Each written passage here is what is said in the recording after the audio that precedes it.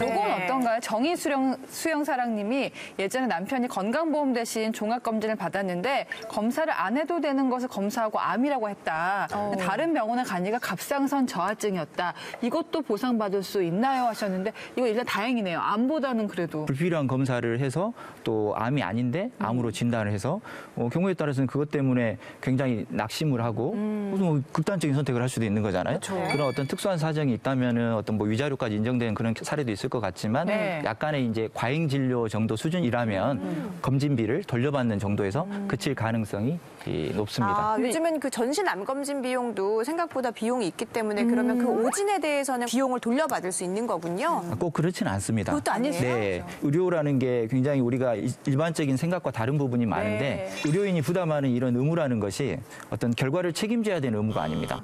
마치 뭐랄까요, 저희들 변호사들도 결과가 안 좋다고 해서 어떤 거를 항상 이길 수는 없잖아. 그렇죠. 그렇습니다. 그래서 이제 수단채무라고 그러는데 그 할 일을 최선을 다했으면 이제 되는 것이고 그 결과에 대해서까지는 책임을 못 진다는 거죠. 그러니까 제 생각에도 이런 것까지 다 소송을 걸겠다, 보상해달라 하면은 의사분들도 사실 정말 의무감을 갖고 하시는 일인데 힘들죠. 너무 진료를 할 때마다 이거 인간이 하는 일이잖아요. 완벽할 수가 없는데 일일이 다 뭐 소송할 수 있다, 보상해줄 수 있다면은 진료 자체가 정상적으로 이루어질 수가 없을 것 같아요. 관련된 사례들이 참 많은 것 같아요. 손모아님은 그 지인이 암인 것 같다고 큰 병원을 가라고 했는데 그냥 다른 환자랑 차트가 바뀐 케이스예요. 그래서 본인은 이제 다시 태어난 것 같다고 감사한 마음으로 살고 있다고 하셨다는데 이런 경우면 다행이지만 만약에 반대는 어떻게 되는 거예요? 그 반대인 경우에 그런 차트가 바뀌어서 적절한 치료를 받지 못한 상태에서 시기를 놓쳤다면 이런 경우도 역시 법적인 문제로 해결을 받을 수 있을까요? 제가 이거 질문 보니까 하나 실화가 생각나는데 실화 속으로. 제가 지금은 이혼 전문이지만 예전에는 모든 사건 다 했거든요.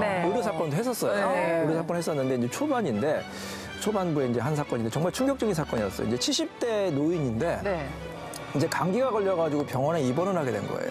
근데 감기가 좀 심해져서 폐렴이 왔어요. 그러니까 의사가 이제 큰 병원이었는데 이제 치료를 막 하다가 한 몇 달 후에 이분이 돌아가시게 됐어요.